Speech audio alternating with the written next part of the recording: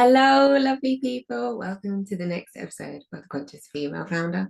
I am your host, Sally Tarbox, and I am super excited to be sat down with you guys today. So, thank you for taking the time to be with me. I am also the proud owner of a company called the Empowerment Movement, where I work with other entrepreneurs and females how to master their mindset and increase their passive income.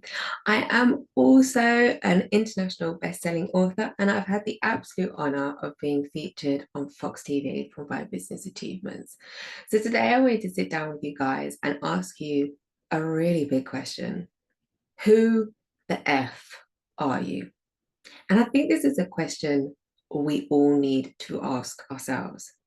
And I'm going to show you what you need to do to work out who you are, what you're made of, and what actually really matters to you. It will help you live a much happier and fulfilled life when you take the time to sit down and ask yourself these questions.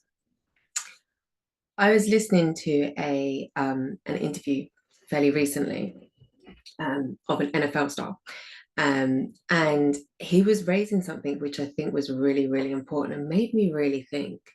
And he was saying, he was telling the story about how he was in the NFL. He was due to have one of the biggest careers. He said, I could see it all. It was all there within my reach. He said, I could see the cars, I could see the money, I could see the jewelry, I could see the press. And he said, and unfortunately, one day, through various circumstances, it all got taken away from him. And at this point, he was living in the States and he had a wife to support and a family. And he'd obviously lost it all. So he upped his family. He moved completely to the other side of America because he actually had a dream to become an animation in the movie scene. And he said it got to a point where he'd handed in resumes and given people his designs and his drawings, and he wasn't getting anywhere. And he ended up becoming a janitor. And I think at this point, his wife was begging him, let's move back, like, let's give your old career another go. You were really good at it. And he said he got to a point where one day he was sweeping the floors and he had to be really effing honest with himself. And I think this is something that we all need to do. He sat there and he said to himself, why did it all go wrong? Like, why? And the honest truth was that he didn't show up for it. And I think we have all been there, right? You have a bad day at work, or you're not enjoying your job, or something is going wrong in a particular relationship, and you need to be really frigging honest with yourself and ask yourself, how was I actually not showing up? Like, was this actually what I wanted? And am I not showing up and then blaming everyone else around me? It's like going to a job interview, being 20 minutes late, not getting the job, and then walking away and being like, oh, they hated me, they didn't like me, they don't think I'm good. No, mate, you were late. Like, you didn't show up. You didn't show up in your best possible way. So this guy goes on to explain, so obviously NFL star, now finds himself as a janitor, but wanting to get into the movie industry. He said, day after day, I was sweeping the floors because I had to make money for my family. Like, I had to be able to support them. And at the time, that was the job that I found. He said, so I asked myself a really important second question. He said, I got to a point where I had to start playing games in my mind. And I think this is a really good lesson to learn. He said, I ended up asking myself one simple question. If someone was to pay me £1 million, how would I show up and how would I sweep this floor? And he said, I then sat there and realized if I was being paid £1 million to do this, I would give it everything I've got. And I think that is so true with the way that we live our life and the way we apply ourselves to various tasks, relationships, careers, job opportunities. If I'm being paid £1 million to do this thing, How will I show up? Ask yourself that question right now. Because the honest truth is, if you're in school, if you're if I was studying for quantum physics and someone was paying me £1 million, I can guarantee you right now, I would get an A plus. Like I would smash it if someone was paying me £1 million. So why can we not apply that theory to every area of our life?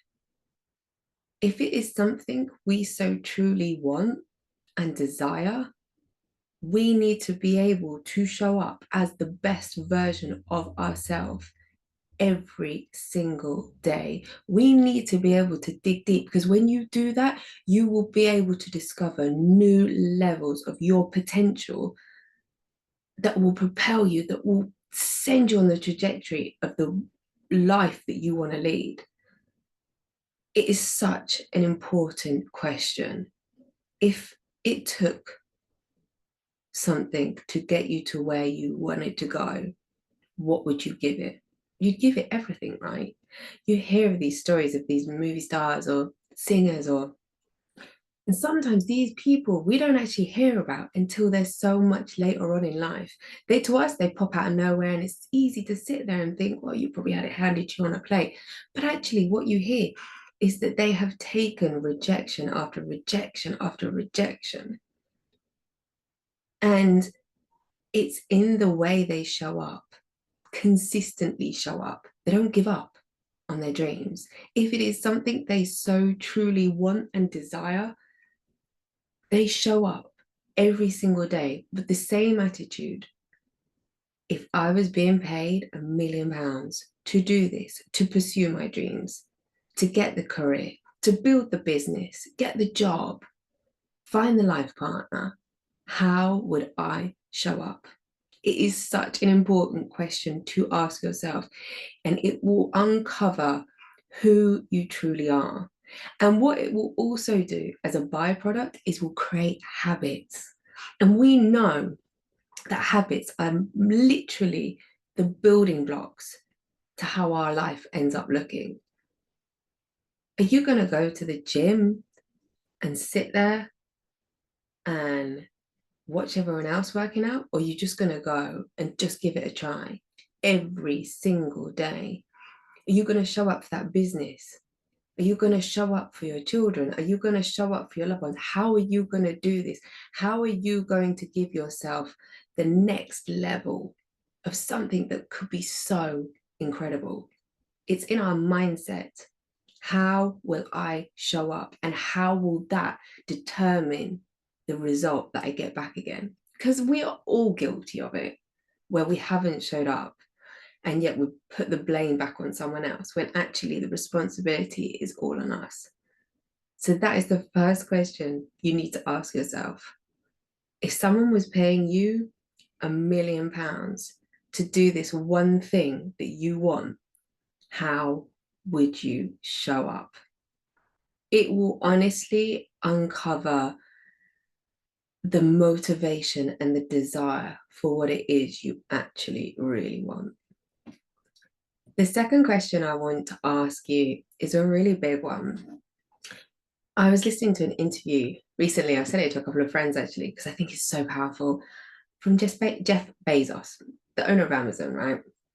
This guy shares a story from many, many years ago, way before he'd set up Amazon.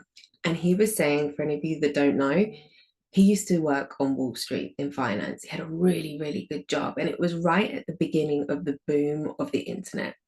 He had a good job, he was married, had a family, and he was intrigued by the internet, and it was a game that he knew he wanted to get involved in. So he tells a story about how one day he went for a walk with his boss. He turned around to his boss and he said, you know what? I want to jump on this internet game and I want to start selling books on the internet. And his boss turned around to him and said, you know what? I think that's a great idea, but for someone that doesn't already have a job, you have a great job.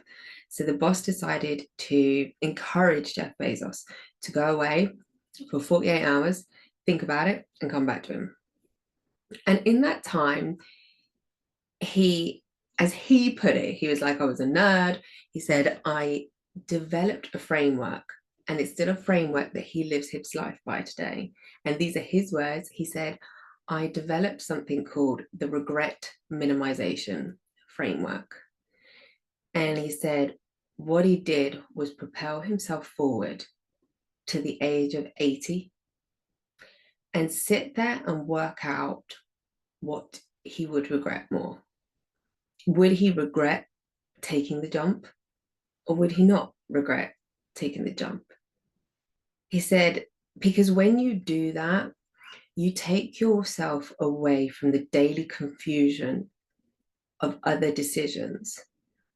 And I honestly believe if you do that, you can't really fail at anything, because if you can project yourself to the age of 80, to the age of 90, to your deathbed, what will you regret more?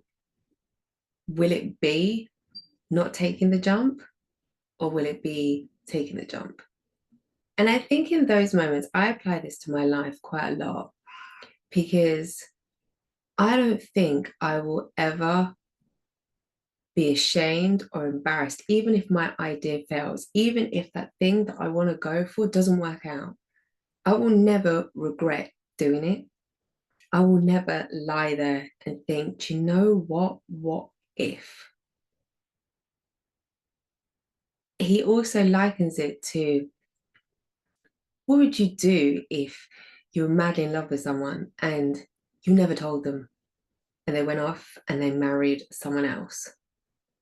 Would you regret the possibility of making an idiot out of yourself because they didn't feel the same way?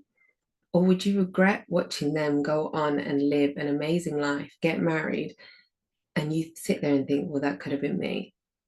If there's a business opportunity that you're toying with, will you regret not taking the jump? Or will you regret by the time you're 80 that you didn't go all in on yourself and you didn't make the move? I know which one I will regret more. So it's an understanding that you can place a bet on yourself and you will end up being truly proud of yourself, whether it succeeds or whether it doesn't, because you put the bet on you and you gave it a shot. And I really, really encourage people to think about life like that. The day I die, what will I regret more? Because I am telling you now, people, this is no trial run.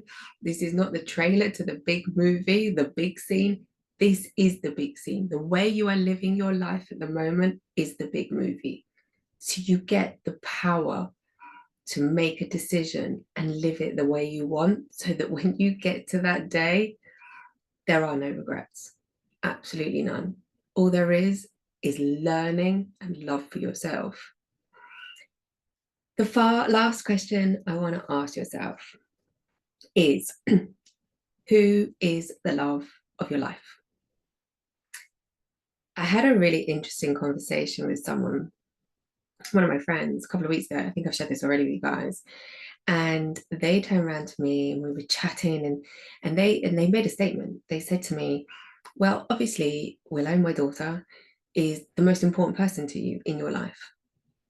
And I stopped and I was like, no, she's actually not. And I remember the look on their face at the time. They were like, what? What are you talking about? And I was like, she's not the most important person to me. And she isn't the greatest love of my life. Those two things, those two people are me. And I know some people might listen to this and say, that sounds really selfish. How can you think like that? But my logic is simple. I am the greatest love of my life.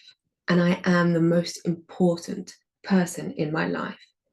Because when I take the time and the energy to pour back into me, it means I can show up for her. I can teach her all the skills and the knowledge that she will need to be able to take her through this life. And even when I'm not here, I will be able to have impacted her in such a positive way that she will go on and live such a happy and fulfilling life. So the person who is the most important in my life is me. I want to be able to show up for my friends, my family, my clients, even this podcast. I want to be able to show up in the best possible way. So, the most important person to me is me, and the greatest love of my life is me. And I want you to ask yourself that question every single night before you go to bed, and every single morning when you wake up. Who is the love of my life today? How am I going to show up? Because I promise you, the way you show up for yourself sets a bar for how other people are going to show up for you. How you treat yourself in life sets that bar. Think about it. Are you going to talk kindly to yourself today? Are you going to talk kindly to your children? Are you going to talk kindly to your spouse, to your colleagues, to your family? I guess the answer would always be yes. So why not do it to yourself? It's an interesting way of looking at things, but it really will determine who you are. So you need to ask yourself these simple questions in life to understand who the F you are. 3 simple questions. If there is something that I so truly, truly want, and I was being paid £1,000,000 to do that thing, how would I show up? What energy would I give it? Second question, when I get to 80, what will I regret the most?